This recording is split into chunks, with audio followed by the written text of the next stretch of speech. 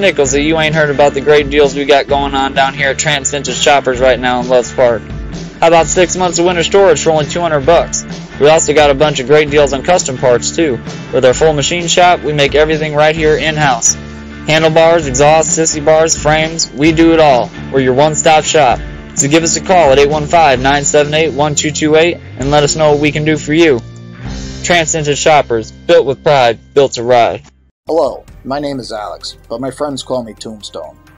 And I've been given an opportunity to talk about a great custom merchandise company called Dirty Sam Productions. It's a company that some fellow veterans and I have started. We produce all kinds of custom and promotional merchandise, only using the highest quality that we can find for you. We believe that you should be giving your ideas the life they deserve by working with our graphic designers to extract them from your brain. Get a free quote by emailing us at dirtysam86@gmail.com. That's dirtysam, the numbers 86 @gmail.com. And we'll give your ideas the life they deserve. This is Butch Popeye Moss with Texas Biker Radio, Defenders of the Constitution. We have a new YouTube channel, Texas Biker Radio. Join us, subscribe. Thank you for listening. Hey, how you doing? This is New York with Out of the Box, OUTTADA, boxclothingandproducts.com. We make custom t-shirts and other apparel. We have UMA shirts, motorcycle shirts, hoodies and tees, fitness-related shirts, inspirational wear, custom watches, and almost anything else you can think of. And if we don't have what you like, just shoot us a message and we'll bring your own ideas to life.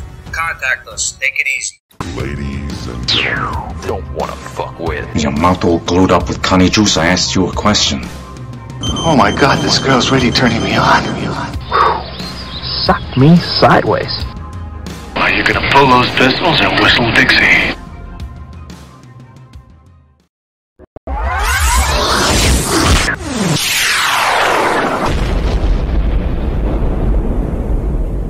you're about to witness a seismic event. Now, let the party begin. Your healthy radio addiction starts now.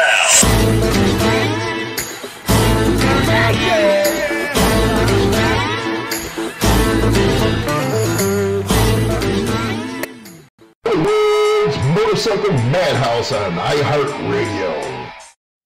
And welcome everyone to the show, the last one of 2018.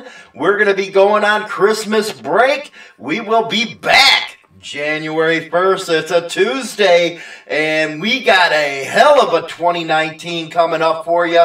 We're going to be doing a lot more on-site shows later in January. Right now we're preparing for the A-Bait of Michigan one, as well as a couple rallies. So 2019 is going to be a hell of a time, and don't worry, we will be having videos during the week, you know, the Pop Shop short ones that we've been having, you know, before the Madhouse went live, but we are gonna be on Christmas break until the 2nd, so don't shoot the messenger, man. Hey, we need a week's break. But we're also gonna be upgrading a lot of the equipment in here, and you're gonna see a lot of exciting stuff with the equipment. Right now we're working on a phone line where we can multitask with the phone, that way you don't hear those little beeps or the phone vibrating and all that good stuff. And also some multi-camera angles we're going to be working on.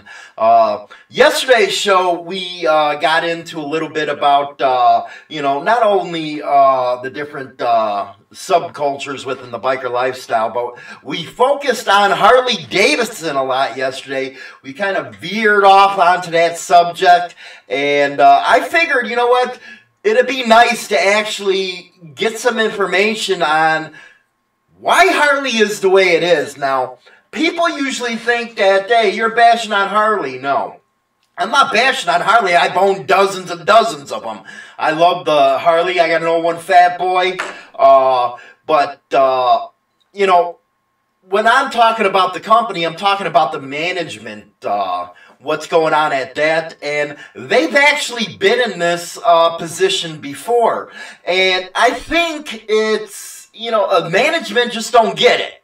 You know, you got a lot of guys out there at the top on that board of directors or whatever it is at the company making decisions based on stuff they truly don't know what's going on in the lifestyle as a whole. They think they know, especially this one CEO. Now, it just came out, you know, because we know about the tariffs and stuff like that, and they were crying. They wanted to make freaking... you know, they wanted to produce overseas and stuff, and there was a huge backlash on that. And the CEO decided to come out and say, well, it was never about being made in the United States. It was all about freedom. You know what? Try to push that on some people that really don't get it. But you know what? That's the problem with these people at the top is they don't know how to be real. They don't know how to be real with their clientele. They started freaking, you know, catering to the upper end to try to push their bikes up there. They don't want to come down on freaking price. And that kind of what led to its problems late 60s, early 70s when they had to find somebody to bail them out. Now, I got a quick video presentation. It was a hell of a freaking article that came out of the Milwaukee Sentinel that talked about the AMF and Harley-Davidson, how they came together, what led to it, and all that kind of stuff. But first I want to show a little quick video about, you know, bikers doing good, because, you know, a lot of times out there, especially on Insane Throttle Biker News, we always have, you know, the bad that's going on in the biker community, and not enough of the good. So we got to get some good out there, and let's take a listen to what some good stuff goes. Christmas came early for a trio of area families, thanks to the efforts of a local motorcycle club. The Loyal Riders Motorcycle Club North Plains Chapter, located just north of Aina, took 3 families shopping for Christmas gifts at the Meijer on Sunday. The group is no stranger to helping the public, with its annual hospice run bringing in thousands of dollars every year.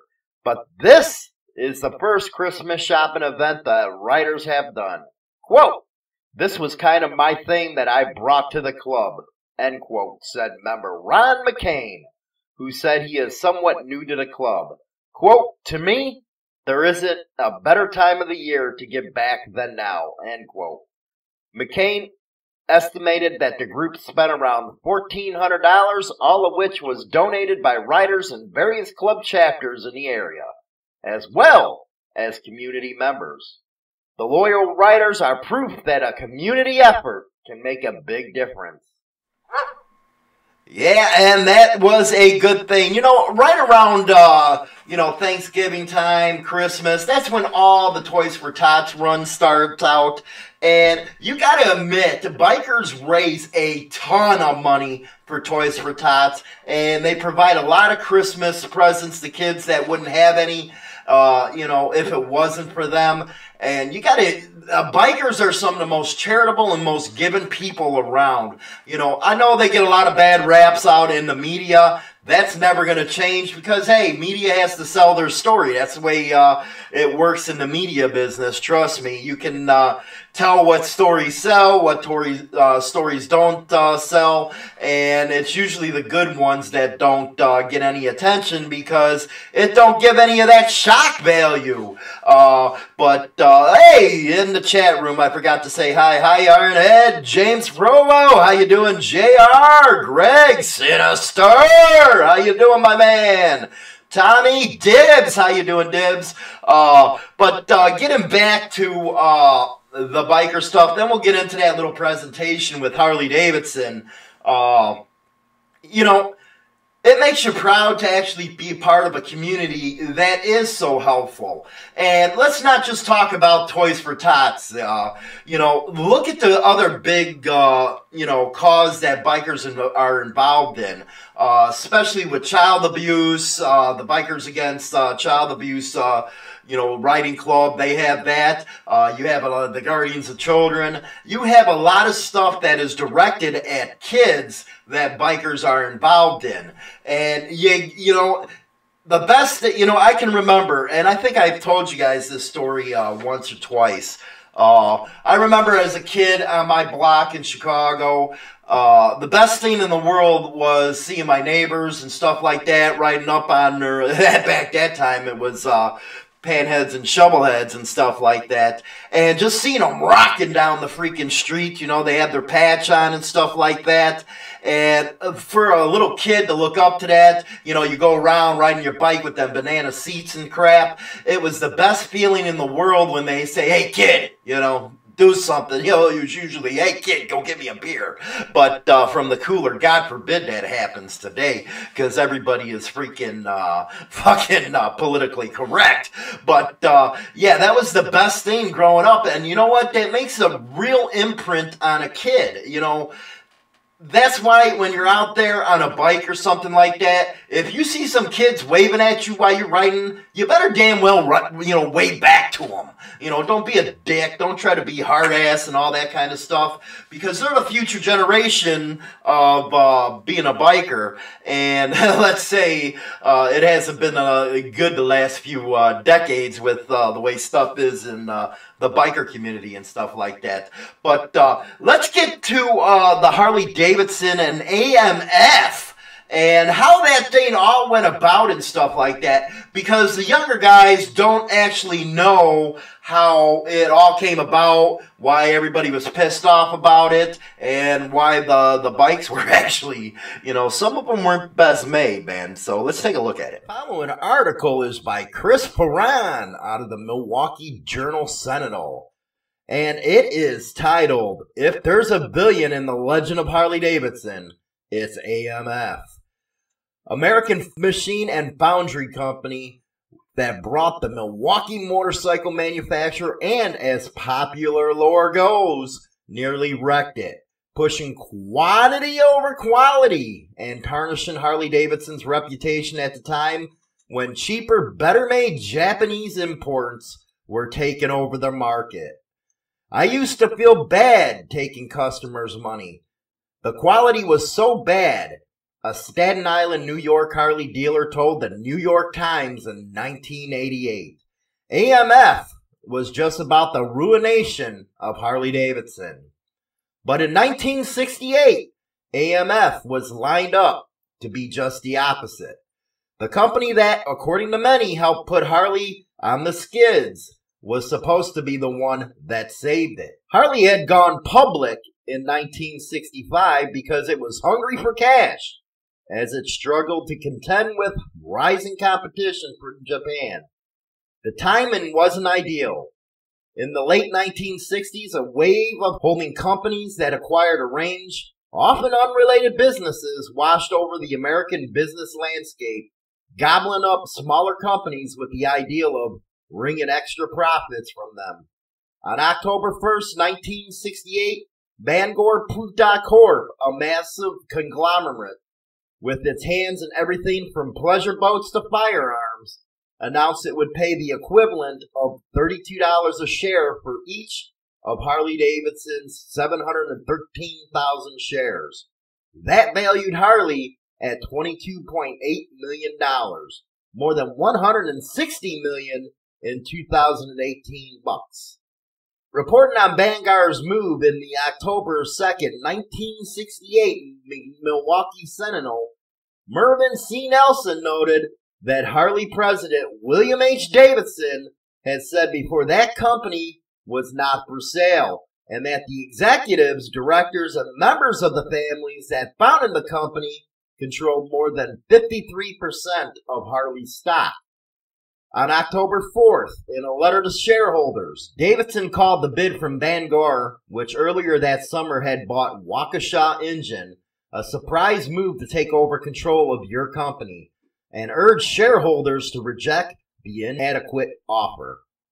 While Bangor officials sweetened their bid, a complicated mix of its own shares, stock, warrants, and subordinate debt subject to taxes, Harley executives went looking for a rescuer. The Milwaukee Journal reported on October 30th, Davidson had said in a letter to shareholders that Harley was exploring the possibility of a merger or consolidation with another major industrial corporation. The next day, Harley announced it had reached a deal to be acquired by AMF, another conglomerate with a portfolio ranging from aerospace to bowling. Harley didn't comment on why it had chosen AMF as its white knight. AMF's offer, a swap of its shares for Harley's, was valued at $21.6 million, less than Bangor's, but Davidson pointed out it was tax-free. Undeterred, Bangor increased its offer again and again. By November 13th, the offer was up to 42.50 cents a share. AMF had raised its bid to the equivalent of 41.43 cents a share and still tax-free. Harley called a special shareholder meeting for December 18th, 1968, but not before Bangor increased its offer again to 49. And that's a little bit about it right there. Kind of cut it short right there, but let's see who else we got. Oh, we are packed today. Oh, yeah, man. How you doing, Mark, over at the Facebook? You guys can go ahead and call in. The lines are open right now. Let's see here. A little bit of a hard day. Oh, man, I'm sorry to hear that. Just got a text from somebody. But anyway, do you ever notice that it's always been a management problem at Harley-Davidson? Going all the way back even to the AMF days, where they always find themselves in some kind of crap. And they're always trying to peddle their way out of it. And, you know, you got a lot of people that say, well, it's a global economy and Harley has to spread itself out to different types of sectors of people, which it's true, they have to. But the problem with that is, in any business, is when you get away from your core customers, you're going to lose it. You know, because let's face it, the bikes are too damn high. Harley-Davidson is upside down right now. And what that means is they are fighting against themselves in the used market. When you can go out there and, you know, because some of these guys, you know, they'll buy a bike brand new, and next thing you know, only put a couple thousand miles on it and stuff like that, and it's out on the used market. And why should somebody go and pay all that money brand new when you can go buy a really nice freaking bike with only a couple thousand miles on it? It makes no sense. So Harley-Davidson right now is upside down, and they're competing against themselves. I think yesterday I read their stock. You know, they were down 42%. That's like huge. And, you know, you got a lot of people, and this is where a lot of people don't pay attention. I don't know if it's, you know, you just want to push it, hey, Harley-Davidson's the best or the number one in the United States. Well, that's true in the big bike market. You know, yeah, they're true. They own 50% of the market value in the big bikes. But outside of that, and that's a small sector. You know, outside the big bike market sector, they're getting their asses handed to them by, you know, the Japs, the Germans, the British. You know, you got some bikes coming out right now, and they're pretty damn nice, some of these bikes coming out. You know, you got your Boulevards, you got your Means, you got freaking your Midnight Stars. They're really some nice damn bikes, and brand new. You can't beat it. And, you know, you're in a generation right now where the average guy, the average independent, don't care if it's a Harley or not, as long as it's two wheels. And I always agreed with that. You know, I really didn't, you know, even though I've owned mostly Harley all my life, it really didn't matter what the hell you rode as long as you were in the wind. I always used to use the example, if you were in a situation when people brought up the fact of, you know, you got to have a Harley to be a biker. Well, you know, you go into a bar and you start getting into some, you know, crap. And you got the bike sitting outside and you got your buddy in there. It's sure to hell that Harley ain't going to come in there with the pull stick and help your ass. It's going to be your buddy next to you. So it really don't matter what the hell he rides, as long as he rides, man. That's what it's all about. The Harley stuff, that's all, you know, mostly that was, you know, the early days, you know, the World War II guys and stuff like that, because they fought in Europe, man. They fought against Germany. They fought against Japanese. And they had every right to be pissed off at them. But the newer kids nowadays, man, that's, you know, like New York said yesterday, it is freaking like this, us talking about the Civil War to them, you know, when it comes to, you know, World War II and a reason why everybody loved Harley-Davidson, American-made and stuff like that. But then you got the argument now that half the freaking parts on Harley are fucking imported. You know, they're imported from overseas, and that's something you never thought you would see. But that is the case because, again, it's a global economy. So, you know, you got Hondas, you got Yamahas that are more American-made than Harley is. So that argument really don't hold water anymore within the community, especially with the younger guys. Now, me, I'll always have my own one Fat Boy. That's the last Harley I'm ever going to own, is my 01, and I'll ride her until she falls apart. But my backups and stuff like that, I love Boulevards. I love the Mean Streak. I love a Mean Streak, man. You know, them bikes are just badass. But you know, there's so much different taste out there for everybody to get into. You know, just like I tell the old-timers, because the old-timers are always bugging on the freaking younger guys. And I always say, you know what, if they had rockets when we were their age, we'd be on a rocket in a heartbeat because, you know, they're kids. They want to go out there, you know, the rebels fucking around. That's what this whole thing was about, was doing what the hell you wanted to do and going fast, you know. Me, I love a damn good freaking drag race, especially a Busa or something like that. I had a Katana at once, but going 160 miles an hour, I was like, yeah, tunnel vision, I'm going to kill myself on this damn thing, because you just want to keep pushing and pushing and pushing. And, you know, I was like, yeah, time to get rid of that damn thing. So, but some of the stuff, and I really think these younger guys are better riders than us older guys are, man. Do you see the stuff that they can actually pull on these bikes? So we can't be too damn hard on them. You know, these kids can freaking ride, man. They can pull out some tricks like, you know, shit we wish we could do. But let me get back into here. Tombstone, how you doing, buddy? Hey, you want to call in, Tombstone, by the way, man, so we can discuss that crap? Because I think that is bullshit what they that hater did to you, man. So give me a call if you want real quick, and we'll talk about that. But, yeah, you know, hey, Black Dragon's in the house. What's up, BD? How you been?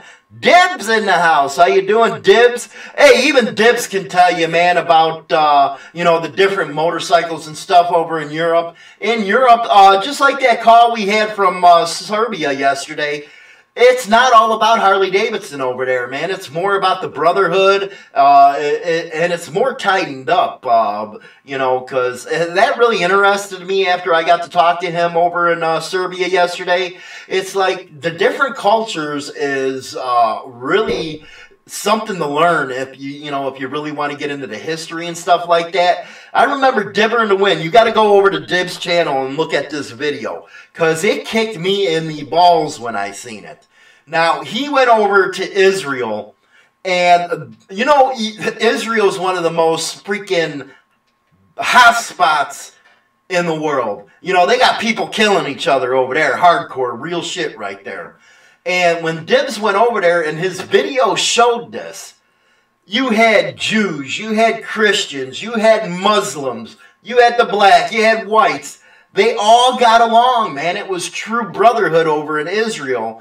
And it's also something, you know, if you watch Joker too, man, I love Joker's channel. He's over in Malta.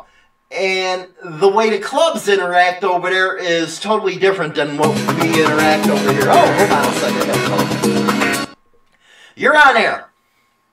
Hey, Hollywood, it's Tombstone. Tombstone, how you doing, my man? I'm all right, man. How are you doing? Yeah, pretty good, man. What you thinking of the show so far? You know what? You're doing a great job. The Harley-Davidson deal. I'm not a fan of Harley. I quit riding Harleys about 3 years ago because they're just way too expensive.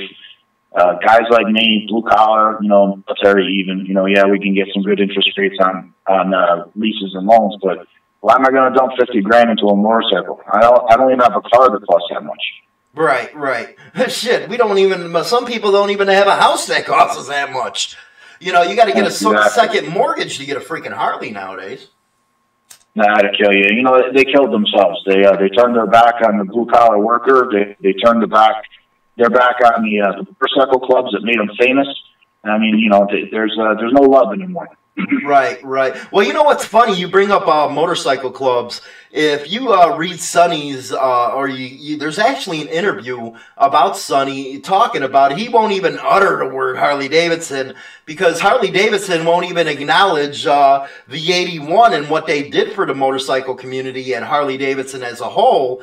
And, Sonny actually came out and said that if he had a choice, he would have never rode a Harley-Davidson. It's just because of what the club had to, do.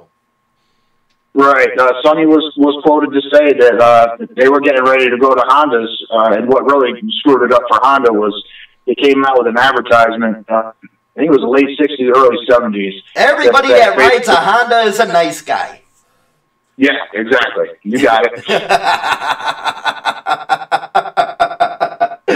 That really screwed them up, man, because you know what? Hondas are damn good bikes. I've had some Shadows and stuff like that I've had for second bikes where I had backup bikes or something like that. And, one of the most underrated bikes out there is the Goldwing. Now, everybody makes fun of a Goldwing until you're going across country. Then they ain't making so much fun of a Goldwing. I'm not going to lie to you. I think the Goldwing is probably one of the ugliest motorcycles out there, and that goes for the BMW as well. I think the two of them are in a tie for the most hideous vehicle on the road. But that's my opinion, all right? I personally own a Suzuki M109R Boss. It's with the 1800 motor in it. I mean, this bitch is fast. It's got a lot of torque, and I can pick up any parts I want, anytime I want, and it doesn't cost me an arm and a leg. I walked out of the dealership with a brand new, never ridden M109R for 11 grand. Oh, man, that's brand new then, right? Never been ridden. Oh, man, that is freaking awesome. And that's the problem that I think Harley is having right now and why they're upside down in the used market is because they refuse to bring their prices down. They can, they just refuse to. Well, the thing is that for years, you had these, we used to call them rice burners or crotch rockets or whatever, but, they did nothing but model more and more of their bikes to look more like the Harley-Davidson Cruisers over the years. They're finally at a market now where, they're dependable, probably more dependable than Harleys. Not only that, but they're less expensive overall. Right. But then you still have the most beautiful lines, and I mean these bikes are gorgeous now, and the paint jobs that are coming out it's ludicrous. Right.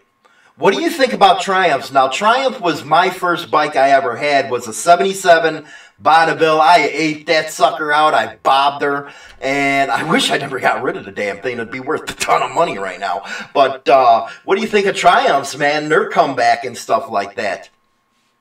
Yeah, Triumphs are they're making a big push, especially to get more sales in the United States. They've been real popular over in Britain and England, but it's a great bike. It's a classic bike. It is.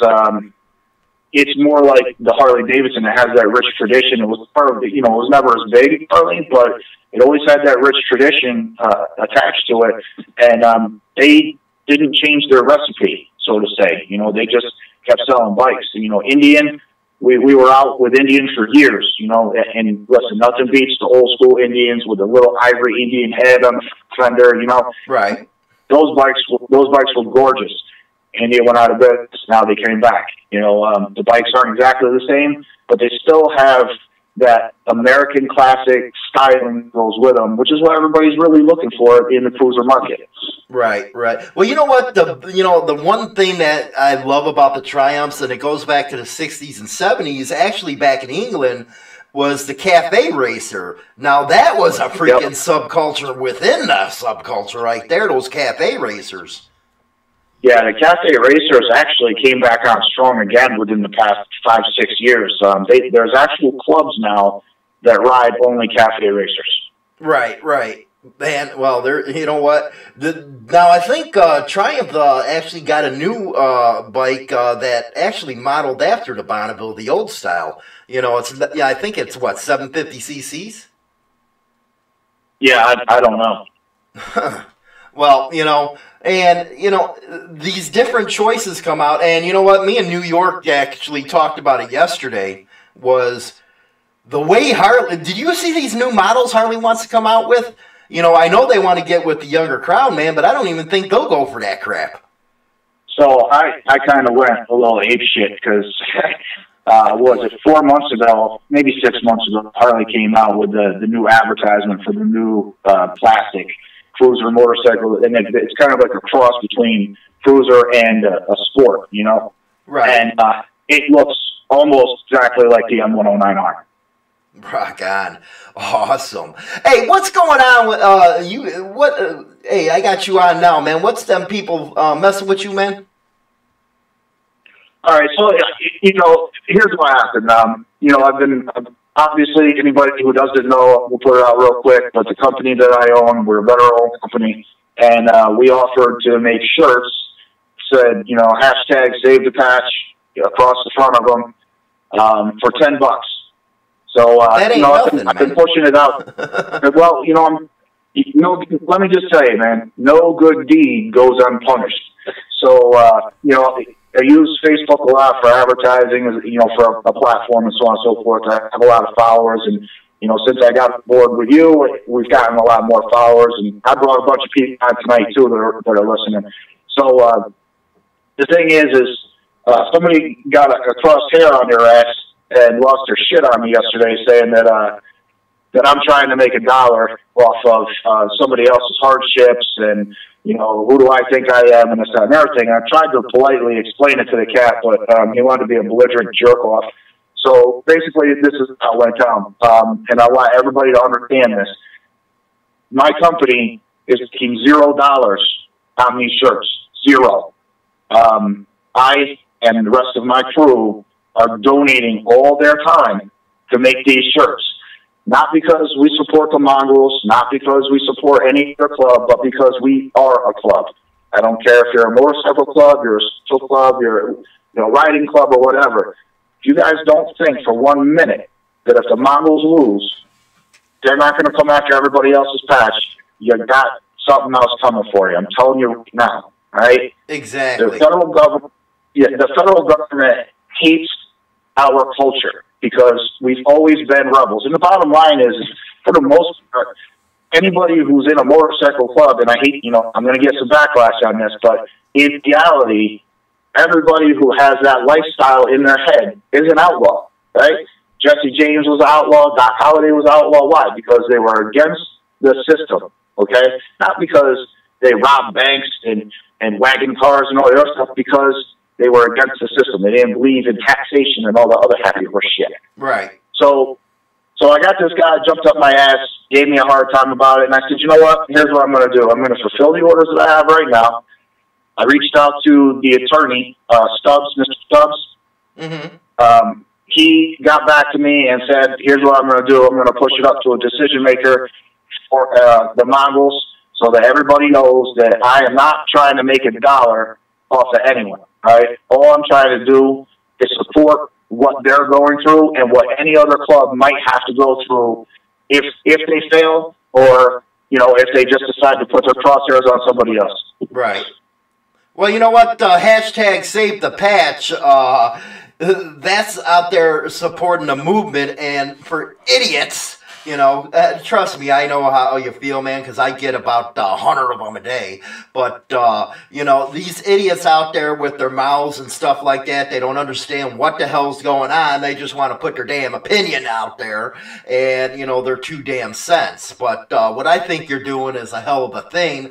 That way we get hashtag Save the Patch out there. Everybody, hopefully everybody starts wearing the damn things and starts using it on their computer. Because you're right, if the government does win this thing, no matter what the naysayers or the experts think, they will come down on your ass.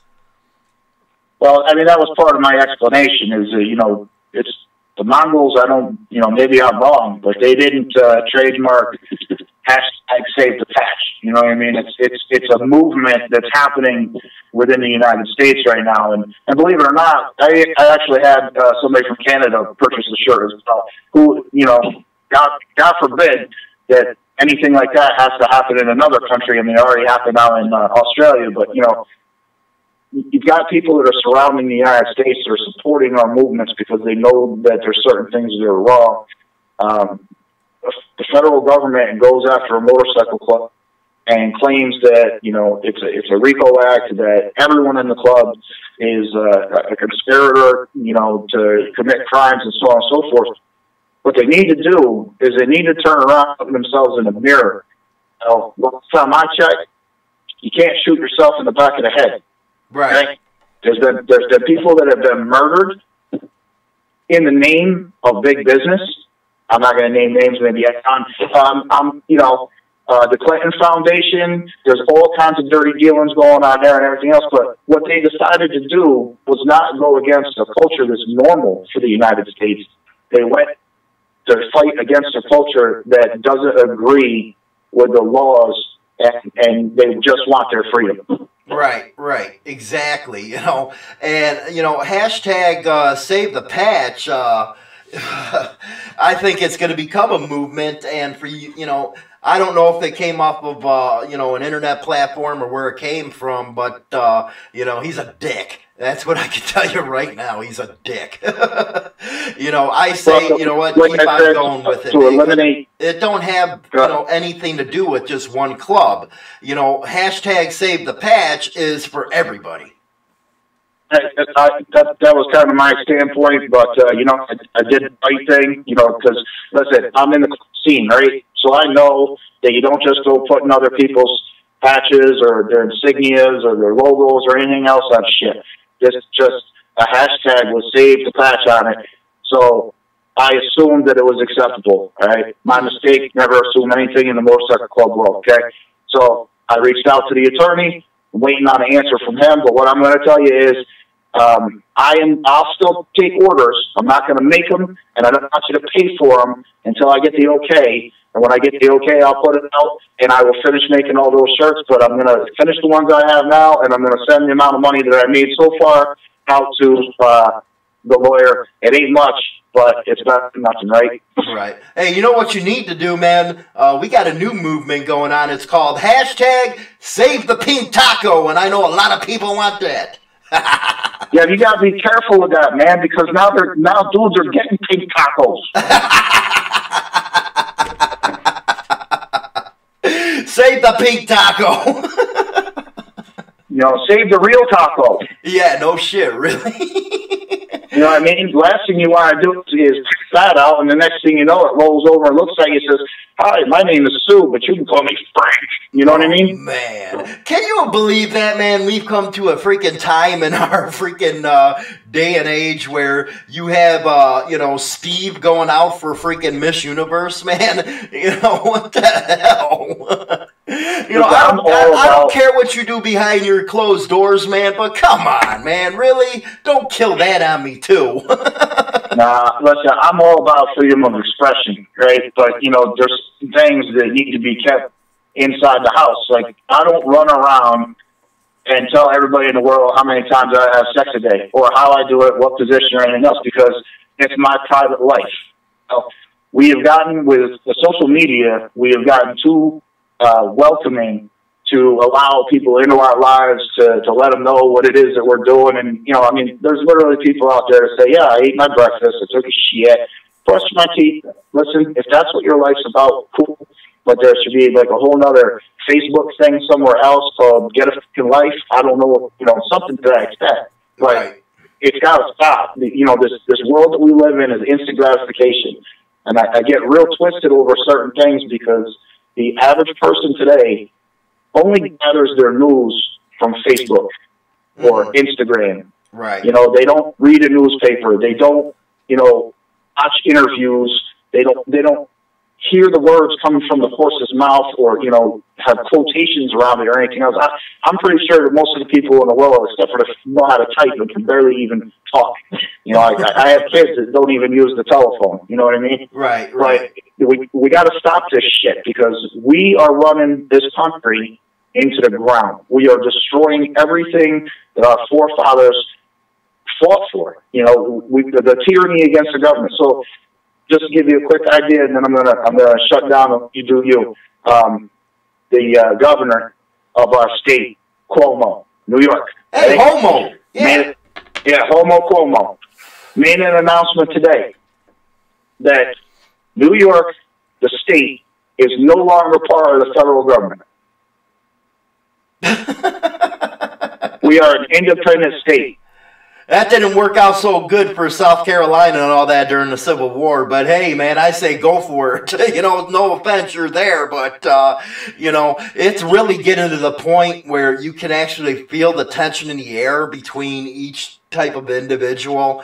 I personally don't think it's been this bad since the beginning of the Civil War. Our country's just that divided right now. You now got freaking mainstream media that used to be news out there actually as freaking propaganda machines now, and it's getting like freaking 1938 if you ask me. It's disgusting. It really is. I don't know how an elected official can turn around and make all the negative statements he has about our commander of the United States, Trump, which, again, love him or hate him, I really don't care either way. But when the Republicans lose, we don't go and have these riots and flip over cars and stand in the way of traffic and every goddamn thing else. But every time the left loses, they act like a bunch of tiny little kids, and I don't understand the mentality. Like, where do we go wrong as a people? Well, I'm telling you what, man, if the government's able to succeed, because they got to go through 3 steps to be able to get the Mongols patch. They won the first one. The last one is the big one where they already lost that before and it was sent back. But I say, you know what, and I hate to say this, but if they win that, man, I think bikers should be up in arms, man. It's time to say, you know what, enough's enough. Look what they're doing to freaking innocent people down in Texas, what they're doing out in California. Enough's enough, really. It's really getting to that point, I think. Well, I agree with you, and that's kind of why I went down this road, because listen, you can't make effective change in this world unless you stand up and you try to do something about it. If you sit on your ass and do nothing but complain and bitch and point other people out for trying to make a change, then you're no better than the problem itself. Just like this cat that wanted to bust my balls. And my question to him was, what the fuck have you done for the Motorcycle Club Society in your life? What have you done? Exactly. And I bet he came back with, I don't know. I deleted all this shit because it irritated me and I didn't feel like fighting with an asshole. But well, he's lucky you did that, because you could have sent it to me and I would have called his ass out. You could have sent it to me and I'd have him all over the place.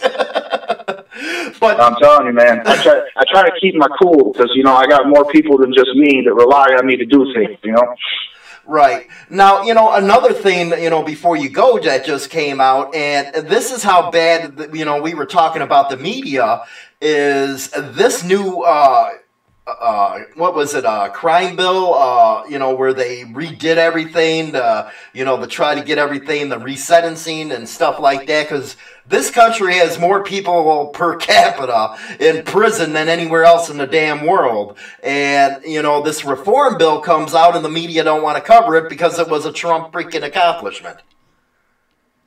Yeah, I don't even know how to make a statement on that. I got to be honest with you. I have a lot of, I'm starting to build up some depression towards this country right now and the way that people are running things. I really am. You know, I'm a proud man. You know, I've worked for everything I have. You know, I did my time in Iraq. I'm still working for the Army. And I don't look for any kudos from anybody. I hate it when people come up to me and say, thank you for your service. Not because I'm a dick, because I'm just an asshole, but because of the fact that, you know, I did this because I wanted to make a change. I wanted to be involved in a change, not because I was looking for anybody to pat me on the back and tell me I'm awesome, you know. And that's kind of the problem, and then with the way the world is right now, and I'm having a hard time dealing with it. You know, it's hurting my heart. Right, right. Well, you know what? Coming out in January, we're actually working on a story right now with the VA. And it's some messed up stuff with info because I got some insiders sending me stuff, and it's pretty bad with the VA, man. So you're not going to like that when you hear this one. I don't like anything that they do anymore. You know, it just is what it is. If you don't want to supply me the proper health care through the agencies that are supposed to provide it to myself or fellow veterans, then you know what? Give us free health insurance and let us go where we need to go. Right, right. Well, that's awesome, man, and I really appreciate you calling in, Tombstone, and you're kicking ass. Keep doing you, man. Don't worry about that bullshit. You know, you got haters, let it roll off your skin, and don't worry about them, man. All right. Hey, man, thank you for your support, and to all the listeners, thank you for your support as well. Rock and roll, my man. And that is Tombstone. He's one of our guests all the time out there, and he's a really cool guy. Let's see what we got here. We got New York. We got Greg. Isn't the government supposed to work for us? Well, according to a freaking judge the other day, cops don't even have an obligation to help kids down in Florida where that shooting took place. They weren't obligated to go in there. Personally, he was a freaking cunt and a punk, but he was a coward. You know, he didn't want to go in there. But, Dan, I need some whiskey. Let's see here. Let's see. Try to act badasses building themselves up and no one has any clue who they are. Well, shit, I don't know who the hell you are, Jay, so fuck you. But anyway, you know, if you guys think it's really easy to go ahead and call in and be worldwide and stuff like that and all that good stuff, well, good for you, man, whatever. But Laurie, how you doing, Laurie? How you doing? I'm a hater, Dan. Yeah, you know what, Dan? I seen the pictures of your bike you sent me and all that good stuff, man. It's a kick-ass bike, my man. It's a beautiful one. So, but if there ain't no more call-ins, like I said, this is our last show of the 2018 freaking season. We will be back, and we will be having videos during the week and stuff like that, so they'll be posted up. And I really appreciate you guys' support and all that good shit. And you guys all have a Merry Christmas, Happy New Year's, Happy Kawana, Papana, you know, whatever the hell you do. You know, have a happy one, and be good to each other, man. And you know, stay safe. But until next year, Motorcycle Madhouse Live will be back and more and improved with more stuff. So I'll talk to you all later, and you guys be good.